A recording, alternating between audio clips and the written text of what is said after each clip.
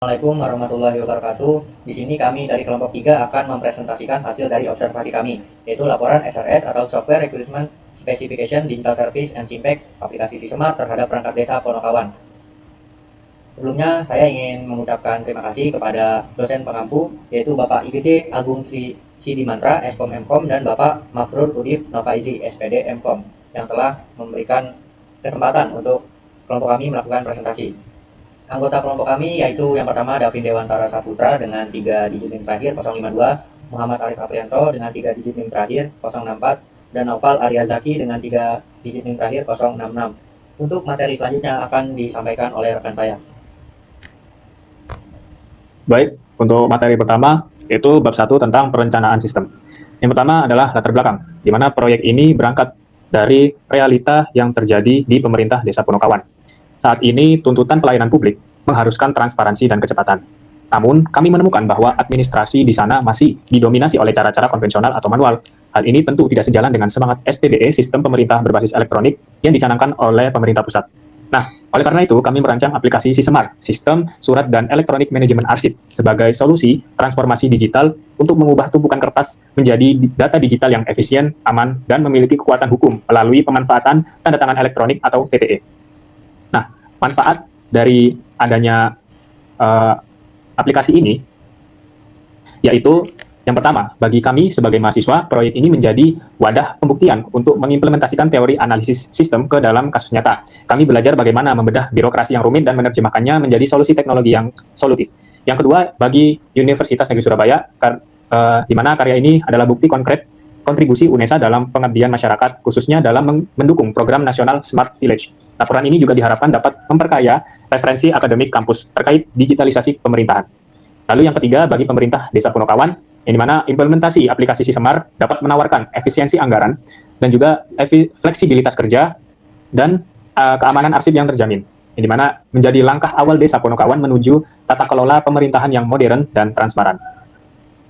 Selanjutnya, yaitu masalah target pasar. Nah, mengapa sistem ini sangat dibutuhkan untuk dibuat? Berdasarkan analisis kami, ada 4 masalah utama yang saat ini dirasakan oleh perangkat desa. Yang pertama yaitu inefisiensi waktu, di mana proses pembuatan hingga penandatanganan surat memakan waktu lama karena alur fisik yang berjenjang. Yang kedua yaitu pemborosan anggaran, di mana biaya belanja kertas dan ATK itu sangat tinggi setiap tahunnya. Yang ketiga yaitu risiko keamanan arsip, di mana arsip fisik itu sering hilang, rusak, atau sulit dicari kembali saat dibutuhkan mendadak. Yang keempat yaitu hambatan mobilitas, di mana seringkali terjadi layanan warga yang terhambat hanya karena kepala desa sedang dinas luar sehingga dokumen menumpuk menunggu tanda tangan basah. Nah, karena hal tersebut, aplikasi Sisemar hadir untuk memangkas semua kendala tersebut. Selanjutnya yaitu konteks diagram. Yang pertama, di sini ada 4 entitas. Yang pertama yaitu entitas pegawai atau KAUR dan KASI, di mana arus masuk ke sistem, pegawai menyuplai data mentah ke dalam sistem yang terdiri dari data login untuk autentikasi, metadata surat seperti nomor dan perihal, serta file draft surat dalam format dokumen atau PDF yang diunggah untuk diproses.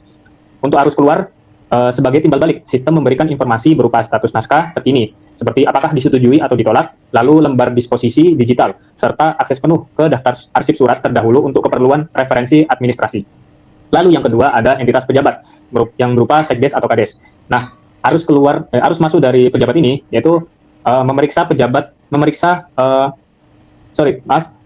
arus keluar dari pejabat ini yaitu sistem mengirimkan notifikasi surat baru yang masuk secara real time dan menampilkan draft naskah secara utuh agar pejabat bisa membaca dan memeriksanya tanpa perlu mencetak kertas. Lalu arus masuknya, pejabat memberikan input berupa status keputusan, yaitu diterima atau ditolak. Nah, jika diterima atau setuju, pejabat memasukkan frase kata sandi khusus untuk memicu tanda tangan elektronik atau memberikan instruksi disposisi jika surat perlu diteruskan ke bawahan. Lalu selanjutnya ada entitas BSRE, di mana arus keluar dari sistem itu saat pejabat menekan tombol setuju, Sisemar mengirimkan permintaan penertiban TTE ke server BSRE, yang dimana merupakan sebuah sinyal bahwa ada dokumen yang meminta sertifikasi. Lalu arus masuk ke sistem, di mana BSRE memproses permintaan tersebut dan mengembalikan output berupa gambar QR Code dan status validasi. Nah, QR Code inilah yang kemudian ditempelkan otomatis oleh sistem ke dalam surat, menjadikannya sah secara hukum. Lalu yang keempat, ada entitas instansi pemerintah lain, yang dimana arus masuknya instansi luar mengirimkan surat masuk eksternal seperti surat undangan rapat, surat edaran bupati, atau pemberitahuan regulasi baru. Nah, sistem Sisemar akan menangkap dokumen ini untuk kemudian diproses atau didisposisikan oleh pejabat desa. Nah, untuk arus keluarnya, di mana surat keluar resmi yang sudah sah. Setelah surat desa selesai diproses dan dibubuhi tanda tangan elektronik oleh kepala desa, dokumen digital tersebut dikirimkan kembali ke kecamatan atau ke kabupaten sebagai laporan atau tanggapan resmi desa. Baik, materi selanjutnya yaitu flowchart. Nah, bagaimana sistem ini bekerja secara detail? Nah, kami telah merumuskan atau merancang bagaimana alur sistem ini berjalan. Dimulai dari pegawai yang login dan menginputkan draft surat serta mengunggah lampiran. Lalu, setelah itu adanya validasi sistem, di mana sistem akan mengecek kelengkapan data. Jika lengkap, draft diteruskan ke pejabat. Lalu, verifikasi pejabat. Nah, di sini pejabat memeriksa draft tersebut. Jika salah atau kurang tepat, pejabat akan menekan tombol revisi dan surat kembali ke pegawai. Nah, jika benar, pejabat menyetujui dan melakukan TTE dengan memasukkan fase-fase.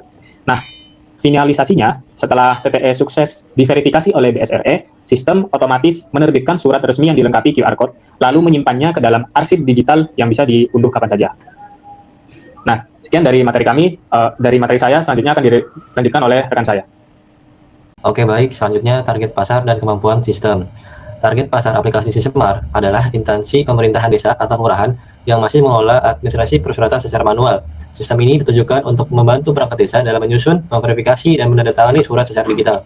Selain desa, aplikasi ini juga relevan bagi pihak kecamatan dalam mendukung sinkronisasi administrasi dengan fitur paperless dan tanda tangan elektronik. Sisemar mendorong tata kelola desa yang lebih efisien dan modern. Selanjutnya, ruang lingkup dan batasan sistem. Ruang lingkup Sisemar meliputi pengelolaan surat keluar desa, mulai dari pembuatan draft, verifikasi oleh pejabat, hingga penandatanganan elektronik dan pengarsipan digital. Adapun batasan sistemnya adalah ketergantungan pada layanan BSRE untuk proses tanda tangan elektronik, kebutuhan jaringan internet yang stabil, serta kesiapan sumber daya manusia desa dalam mengoperasikan sistem. Selanjutnya dilanjutkan oleh rekan saya. Baik, selanjutnya yaitu persyaratan fungsional dan non-fungsional. Yang pertama, use case diagram dan penjelasan. Jadi, pada aplikasi Sisemar ini, ada sistem persuratan digital yang melibatkan pegawai sebagai pembuat atau pengaju naskah dan juga pejabat sebagai verifikator atau pemberi keputusan, serta terintegrasi dengan balai sertifikasi elektronik untuk validasi tanda tangan elektronik. Selanjutnya, bisa dilihat untuk tabel penjelasan. Next slide. Tabel data dan dokumen, masukan, dan keluaran sistem. Selanjutnya kita akan lanjut ke tabel persyaratan dan penggunaan sistem. Oke, next. Persyaratan hukum atau peraturan yaitu Undang-Undang Nomor 11 Tahun 2008 tentang Informasi dan Transaksi Elektronik atau UTE sebagai telah diubah, khususnya yang mengatur tentang keabsahan tanda tangan elektronik. Yang kedua, Undang-Undang Nomor 43 Tahun 2009 sebagai dasar hukum utama bagi pengembangan sistem sebagai bagian dari pengelolaan kearsipan dinamis di instansi pemerintah.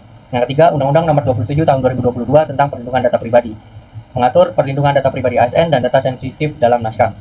Selanjutnya, Peraturan Presiden Nomor 95 Tahun 2018 tentang Sistem Pemerintahan Berbasis Elektronik. Yang terakhir, Peraturan ANRI atau Arsip Nasional Republik Indonesia yang mengacu pada pedoman teknis terkait tata naskah dinas elektronik dan standar pengelolaan kearsipan yang baku secara nasional. Baik, selanjutnya kita masuk ke pembahasan bab 2, yaitu desain UI atau UX aplikasi Sisemar. Yang pertama ada halaman login. Kami menyediakan opsi pemilihan peran yang jelas antara pegawai dan pejabat. Tujuannya adalah untuk memisahkan ruang kerja sejak awal. Secara keamanan, sistem tetap melakukan validasi di latar belakang, jadi meskipun pegawai mencoba untuk masuk lewat jalur pejabat, sistem akan menolaknya. Ini menjamin keamanan akses data sensitif desa. Yang kedua yaitu ada dashboard pegawai, di mana saat masuk sebagai pegawai, tampilan didesain untuk produktivitas input data. Fokus utamanya di sini adalah tombol registrasi naskah baru yang mencolok, sehingga memudahkan pegawai untuk segera memproses naskah dinas. Yang ketiga, yaitu ada form registrasi naskah, di mana pada halaman pembuatan surat, kami menggunakan layout yang terstruktur. Pegawai dapat menginput metadata surat, seperti nomor, perihal, tujuan, dan mengunggah dokumen draft di dalam format digital. Kemudian proses ini menggantikan metode lama, yaitu mengetik, mencetak, dan membawa map fisik. Di sini, sekali klik upload, notifikasi langsung masuk ke pegawai pejabat. Yang keempat, yaitu ada dashboard pejabat. di mana tampilan ini untuk pejabat seperti sekdes atau kepala desa. Berbeda dengan pegawai, desain ini difokuskan pada pengambilan keputusan atau decision making. Notifikasi surat masuk ditampilkan paling atas sebelah kanan agar pejabat tidak melewatkan dokumen penting dan juga dapat menjawab hambatan mobilitas yang kami sebutkan di bab 1 tadi. Dengan tampilan ini, Kades atau Sekdes bisa memantau surat masuk dari mana saja. Yang kelima, yaitu ada halaman verifikasi dan TTE. Ya, ini adalah fitur inti dari Sisemar, di mana kami mendesain halaman verifikasi dan model split screen. Yang di sisi kiri, yang di mana sisi kiri menampilkan preview dokumen surat dan pejabat bisa membaca isinya langsung tanpa perlu download file dulu. Lalu sisi kanan adalah panel eksekusi. Jika ada kesalahan, pejabat menekan tombol tolak dan wajib mengisi catatan revisi. Dan jika sudah benar, pejabat menekan setuju dan TTE. Nah, disinilah sistem terhubung ke BSRE untuk menerbitkan QR Code yang sah secara hukum dengan menggantikan tanda tangan basah. Lalu yang nomor 6, itu halaman kelola arsip. Terakhir, semua surat yang sudah disetujui akan masuk ke arsip digital dengan dilengkapi fitur nomor, tanggal, perihal, dan juga status. Sehingga dan dokumen final ini sudah dilengkapi oleh QR Code dan bisa diunduh atau didistribusikan ke instansi terkait.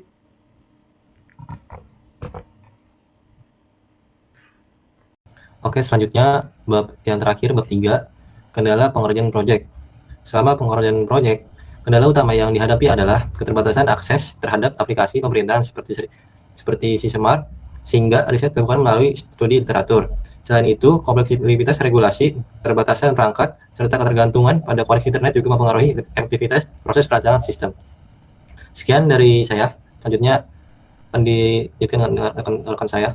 Baik, sekian presentasi dari kelompok kami. Kurang lebihnya mohon maaf. Wassalamualaikum warahmatullahi wabarakatuh.